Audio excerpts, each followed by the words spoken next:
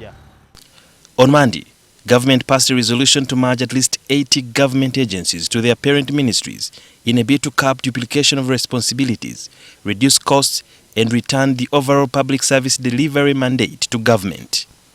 Some of the agencies that will be merged include Uganda National Roads Authority, Rural Electrification Agency, Uganda Electricity Generation Company Limited, and National Environmental Management Authority, among others.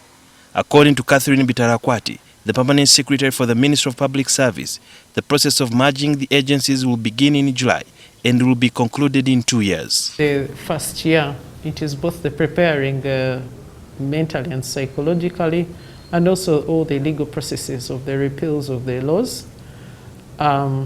Within that period is also freezing any further recruitment, any further creation of agencies, and doing the studies that are indicating, one, what the actual financial implication of those potential layoffs may be.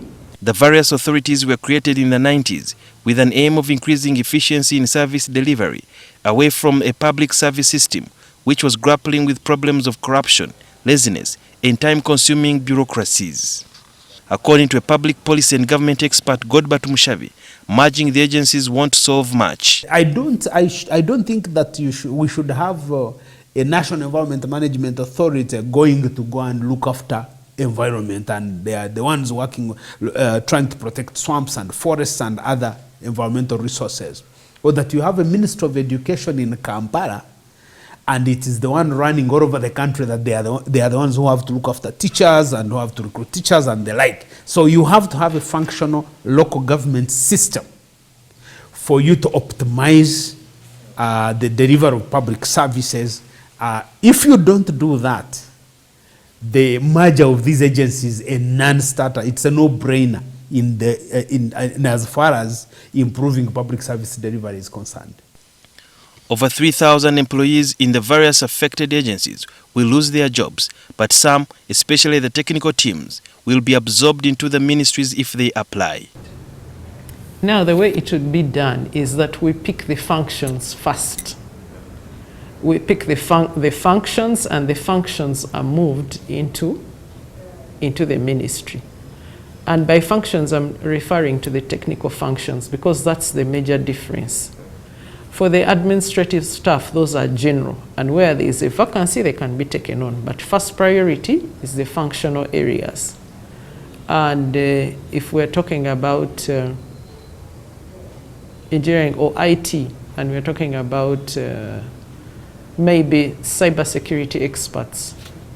So you pick that function. You say, does the government need this function? Yes, it does.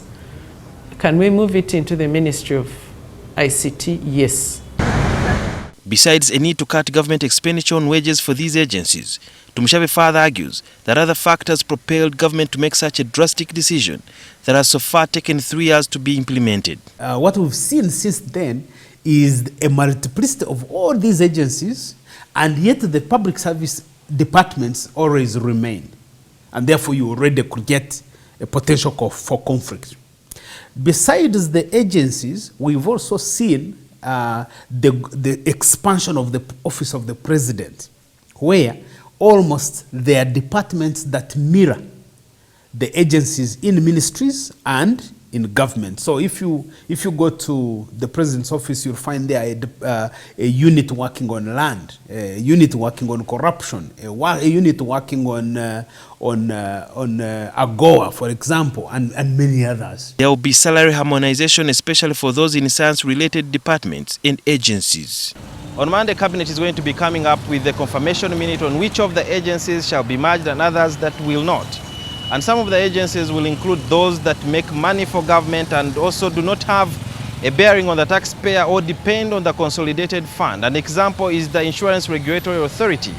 And other agencies include those that have signed international protocols with government and also the foreign governments to ensure that they remain autonomous. And an example is the Atomic Energy Regulatory Council. Sudhir Yarhanga, NTV.